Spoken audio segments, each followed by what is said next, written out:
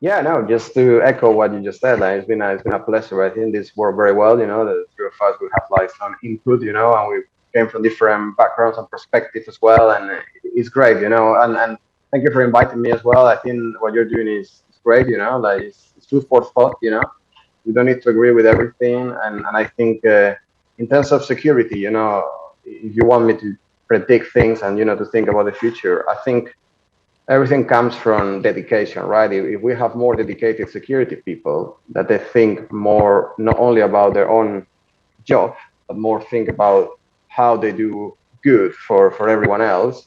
And that can be, as we said, if you don't put money on the table, no one is willing to go ahead, right? So if you pay well, good security professionals that can set the rules for the future, and they don't care about where they're from and countries and all these kind of national strategies, that would be great, right? So that's kind of where we should follow the leaders, right? We should follow people who are training the juniors, in the organizations. We should follow people who are taking the time to mentor others in security.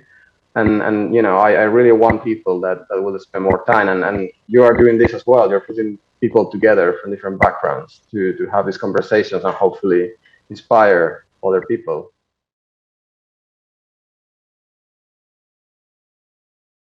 Yeah, so I guess just to kind of condense things and wrap things up, I think we talked about four kind of major things that'll help us in the future. And then number one is obviously what Sergio said. Let's try to find out the root cause of people kind of, doing these bad things, the security breaks, and kind of breaking into our systems and stealing our privacy. Let's try to kind of find out why people do that and try to find ways to kind of remediate that problem. And obviously, through education is probably the best way of doing that. And then number three, obviously, find technologies that we can develop that basically make it very difficult, if not impossible, to break into other people's data and systems and so on. And obviously, at the very end, when the bad thing has been done, we need to have laws, right? So we catch those bad people. So again, let's try to find out why people do it.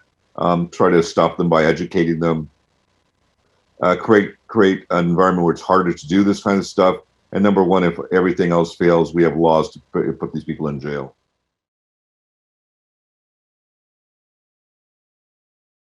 Considering the, let's call it conventional security, which means personal and property security, this is one of the major, today, in the near future, will be one of the major elements for people to decide, for instance, where to live, quality of life.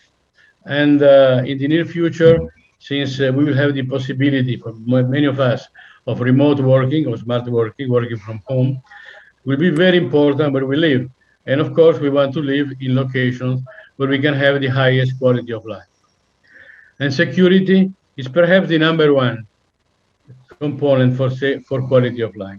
You don't want to live in a location where you can be assaulted, where your house can be robbed, where you can be kidnapped, where you can be blackmailed, and so on. And there are many countries like that.